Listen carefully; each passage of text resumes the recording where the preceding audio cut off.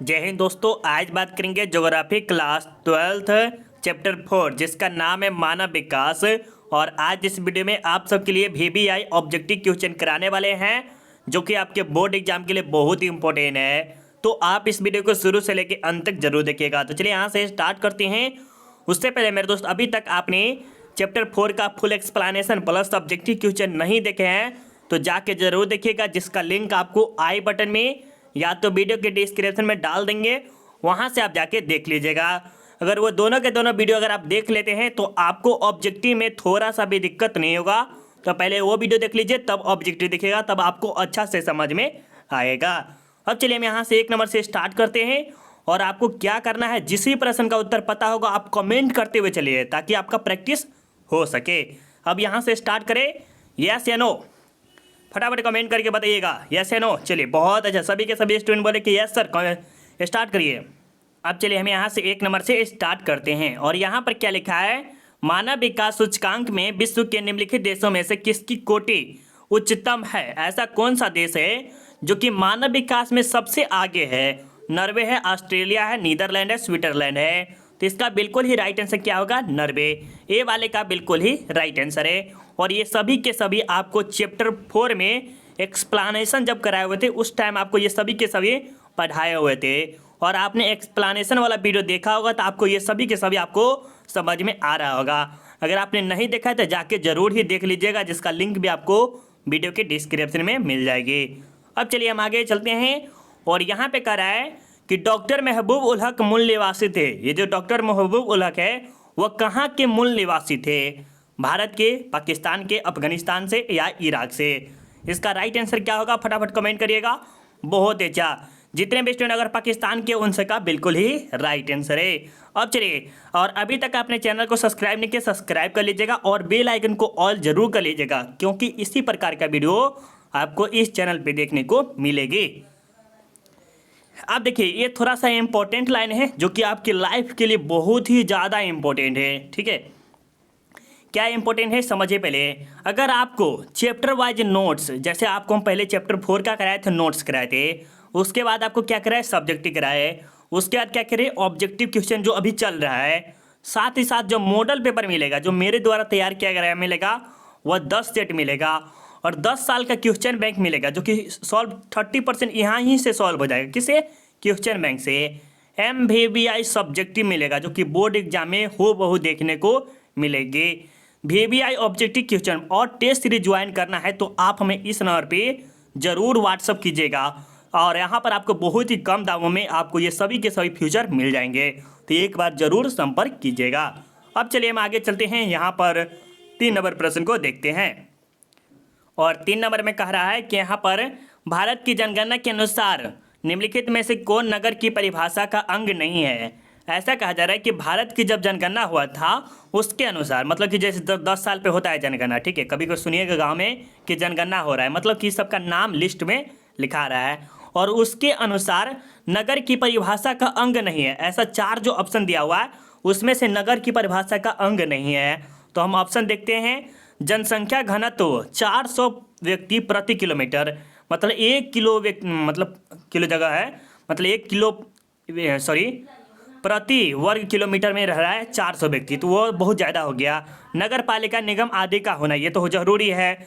जनसंख्या आकार 8,000 व्यक्तियों से अधिक, ये भी बहुत ज़्यादा है। लेकिन 75 से अधिक जनसंख्या का प्राथमिक क्षेत्र में संकलन रहना ये नगर की परिभाषा नहीं है। तो इसीलिए इसका राइट आंसर होगा डी होगा। क्या होगा? डी होगा, क्योंकि जो 75% जो जनसंख्या है वो कहाँ पे? गांव में लगे रहते हैं, प्राथमिक क्षेत्र में बहुत ही ज़्यादा रहते हैं। लेकिन शहर के जो लोग रहते हैं 15 से 20% जो देखिएगा वही ज़्यादा खास के कृषि करते हैं। और 75 से 80% आप देखिएगा तो गांव के लोग क्या करते हैं? कृषि करते हैं। तो इसका जो राइट आंसर होगा बिल्कुल ही 100% डी होगा। ठीक है, चलिए अब यहाँ पर देखिए 4 नंबर प्रश्न में क्या कह रहा है कि निम्नलिखित में से कौन सा विकास का सर्वोत्तम वर्णन करता है? इसमें से कौन सा चीज़ है जो विकास का सर्वोत्तम वर्णन करता है? आकार में वृद्धि, ये भी हल्का हल्का हो सके लगता है। लेकिन गुण में धनात्मक परिवर्तन, नहीं ऋणात्मक नहीं, ऋणात्मक मतलब घटना और धनात्मक मतलब बढ़ना। तो ऋणात्मक हो रहा है तो यही बिल्कुल होगा, क्योंकि गुण में धनात्मक परिवर्तन हो रहा है। वो धीरे धीरे धीरे मतलब 1 रुपया है तो 2 रुपया होगा, 3 रुपया होगा, 4 रुपया होगा। ये आकार में धीरे धीरे वृद्धि होगा। लेकिन ये जो है वो बहुत ही ज़्यादा जल्दी वृद्धि होता है, तो इसीलिए इसको जो राइट आंसर होगा बी होगा। ठीक है, अब आगे चलिए यहाँ पर देखते हैं 5 नंबर प्रश्न को, और 5 नंबर भी बहुत ही ईजी है और बहुत ही अच्छा है। यहाँ पे कह रहा है कि मानव विकास सूचकांक 2005 के संदर्भ में विश्व के देशों में भारत की निम्नलिखित में से कौन सी कोटि थी। ये बताइएगा कि अकॉर्डिंग टू 2005 के हिसाब से विश्व के देशों में भारत का कौन सा स्थान था, 126वां, 128वां, 127वां, 129वां। फटाफट बताइएगा। तो इसका जो राइट आंसर जो आपका होगा क्या होगा, सी होगा। 127वां स्थान था किसका, भारत का। चलिए अब यहाँ पर भी राइट आंसर समझ गए। अब यहाँ पर देखिए, यहाँ पर कह रहा है कि विकासशील देशों की जनसंख्या के सामाजिक ढांचे के विकास एवं आवश्यकताओं की पूर्ति में कौन से प्रकार के संसाधन सहायक है। इसमें बताइए क्या होना चाहिए, किसके बारे में कह रहा है, सामाजिक ढांचे के बारे में। तो सामाजिक ढांचे के बारे में कह रहा है, तो इसमें ध्यान रखिएगा, वित्तीय तो होगा नहीं, मानवीय तो होगा नहीं, सामाजिक तो होगा नहीं, किसका होगा, प्राकृतिक होगा। देखिए समाज में ज़्यादा खासकर किस पे होता है, प्राकृतिक पर निर्भर रहते हैं। तो इसका जो राइट आंसर क्या होगा, सी होगा। ठीक है, चलिए अब यहाँ पर 7 नंबर में देखिए, निम्नलिखित में से कौन सा देश विकासशील है। इसमें से ऐसा कौन सा देश है जो विकासशील है। क्या है, जापान है, फ्रांस है, नाइजीरिया है या ऑस्ट्रेलिया है। तो ये जो है देखिए, विकास में आपका जो हो गया है वह जापान है। क्या है, विकास में आपका जापान है, लेकिन लास्ट में क्या लिखा है, सी लिखा है, विकासशील। तो ये नाइजीरिया है। तो इसका राइट आंसर सी होगा। अब चलिए आपके सामने 8 नंबर प्रश्न है, और 8 नंबर MVVI है। क्या है, MVVI प्रश्न बहुत ही इंपॉर्टेंट है। ठीक है, देखिए क्या करा, निम्नलिखित विद्वान में किसने मानव विकास सूचकांक निर्मित किया है। फटाफट बताइए, ये बहुत ही ज़्यादा इंपॉर्टेंट है, आपको हम बोले हैं और ये इंपॉर्टेंट ही है। रेडजेल, प्रोपराइटर अमृत्य सेन या डॉक्टर महबूबुल हक और उन्नाभा घोष। तो इसका जो राइट आंसर होगा सी होगा। क्या होगा, सी होगा, जो कि कहाँ के थे, ये पाकिस्तान के थे। ठीक है, चलिए अब आगे चलते हैं। यहाँ पर देखिए, अब देखिए 9 नंबर प्रश्न को क्या कह रहा है, 9 नंबर में कि निम्नलिखित में से कौन मानव विकास में मूलभूत क्षेत्र नहीं है। ऐसा कौन सा कह रहा है कि मानव विकास का मूलभूत क्षेत्र है। क्या कह रहा है, मूलभूत क्षेत्र है स्वास्थ्य, जो कि जीवन के लिए अच्छा रहना, स्वस्थ रहना बहुत ही जरूरी है। संसाधन, अगर मान लीजिए मेरे पास मोबाइल नहीं होता है, लैपटॉप नहीं अगर नहीं है, अभी मान लीजिए लैपटॉप भी मेरे पास है ही भी नहीं, और मेरे पास मोबाइल नहीं रहेगा, लैपटॉप सॉरी इंटरनेट नहीं रहेगा, तो आपको हम नहीं पढ़ा सकते। ठीक है, शिक्षा, जो कि अगर हम थोड़ा मोड़ा अगर मुझे नॉलेज भी नहीं ये सब के बारे में होता तो हम आपको नहीं पढ़ा पाते। तो इसका जो राइट आंसर होगा क्या होगा, डी होगा। ये सभी के सभी चीज़ होना जरूरी है, किसमें, मानव के अंदर। स्वास्थ्य मतलब उसके जीवन से पूरा बॉडी से फिट होना चाहिए, प्लस उसे हर एक प्रकार के संसाधन मिलना चाहिए, और उसे कुछ सोच समझ के शिक्षा उच्छा प्राप्त होना चाहिए। तो ये सभी की चीज़ जरूरी है किसमें, मानव विकास के लिए। समझ रहे, चलिए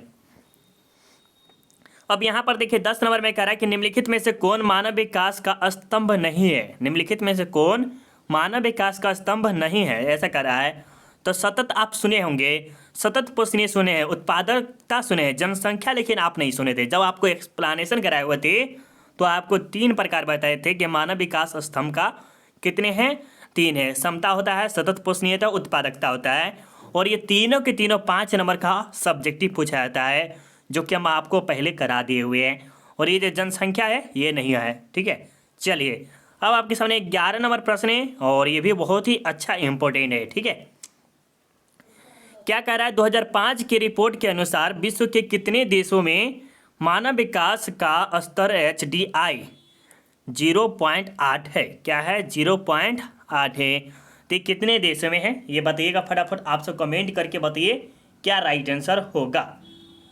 ये आपके हो गए 32 में या 88, 57 या 10 देश के बारे में बोला है, तो इसमें बताइएगा। तो ये जो होगा आपका 57वां में होगा। ठीक है, तो 11 का सी बिल्कुल ही राइट आंसर है। अब चलिए आपके सामने 12 नंबर प्रश्न है कि निम्नलिखित में से कौन सा देश उच्च मानव विकास वाला नहीं है।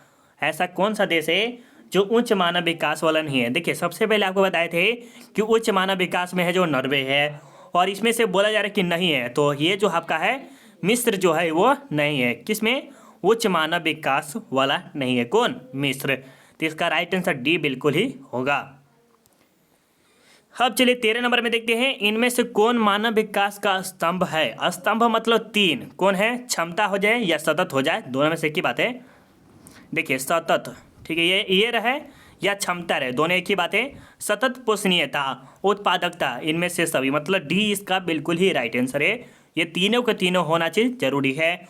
और ये तीनों के तीनों चीज़ का अर्थ अगर आप समझना चाहते हैं तो लिंक वीडियो के डिस्क्रिप्शन में मिलेगा, वहाँ पर मानव विकास का एक्सप्लेनेशन मिलेगा, वहाँ से आप जाके समझ सकते हैं बहुत ही अच्छा से, ठीक है। थोड़ा सा बारह कर लेते हैं, अच्छा रहेगा।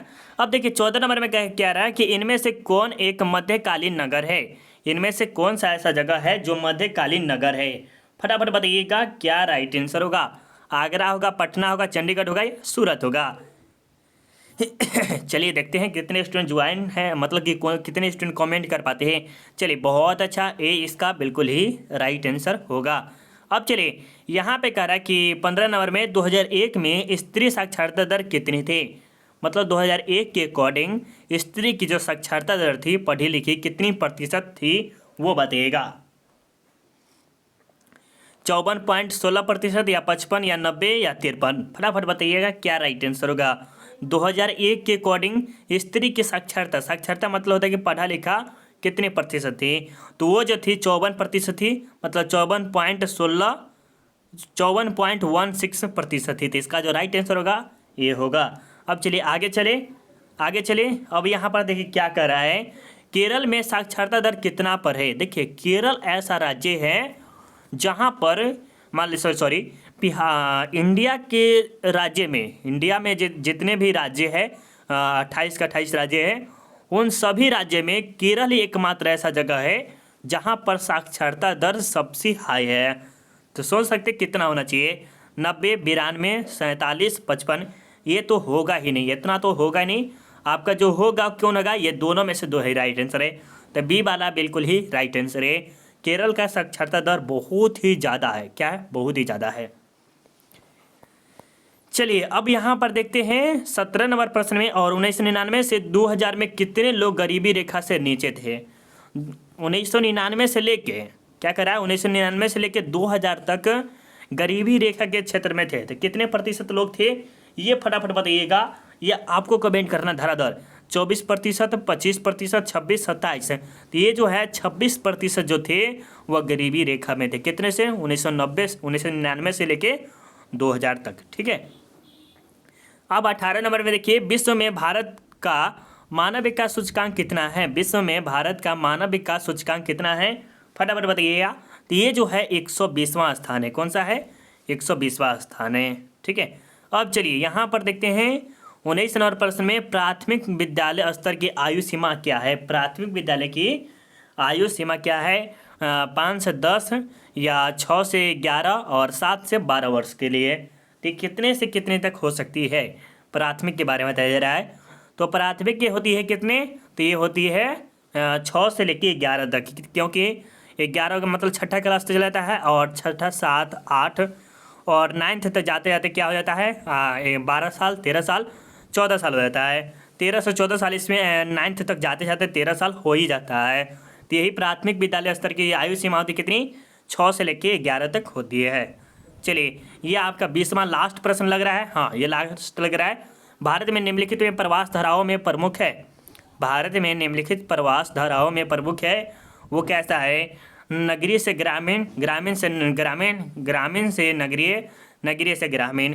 तो क्या होता है, जब देखते होंगे गांव में समाज में कि ग्रामीण जो लोग रहते हैं वो नगरी में जाके, मतलब नगर में जाके, शहर में जाके बस जाते हैं। तो इसका राइट आंसर क्या होगा, सी होगा। ये 20 के 20 प्रश्न आपके लिए कैसा था, आप हमें ज़रूर बताइएगा। और एक बात और आपको बता देते हैं कि जो भी स्टूडेंट अगर लेना चाहते हैं ये 100% आपको मिलेगा। बहुत स्टूडेंट बोलेंगे सर फ्लॉप है, नहीं, ये 100% आपको एग्ज़ाम तक पूरा का पूरा सपोर्ट मिलेगा ही, प्लस आपको 100% PDF मिलेगा, ठीक है। तो आप चाहे तो संपर्क कर सकते हैं, 199 रुपीज़, ज़्यादा नहीं है, आप कर सकते हैं, ठीक है। और अगर आपको PDF चाहिए तो यहाँ पर थोड़ा हमारा PDF दे देते हैं ऐसे भी, कब, जब टेलीग्राम पे जाके आप सर्च कीजिएगा self study with Kundan Kumar, वहाँ पर ज्वाइन हो जाइए। कभी कभी क्यूज भी लेते हैं और इन्फॉर्मेशन भी मिलेगा, जिसका लिंक भी आपको वीडियो के डिस्क्रिप्शन में मिल जाएगी। अगर आपका भाई बहन 10th क्लास में RDX सेल्फ स्टडी के बारे में ज़रूर बताइएगा। मिलते हैं अगले वीडियो में, अभी के लिए बाय बाय।